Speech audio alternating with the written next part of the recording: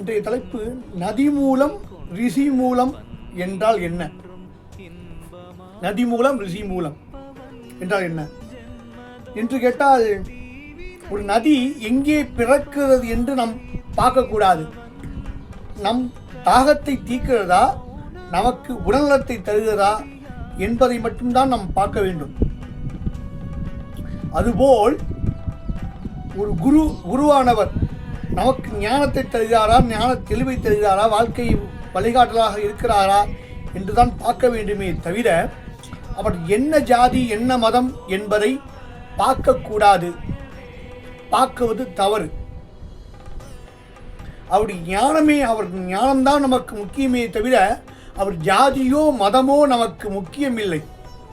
இதுதான் நதி மூலம் ரிஷி மூலம் என்று சொல்வார்கள்.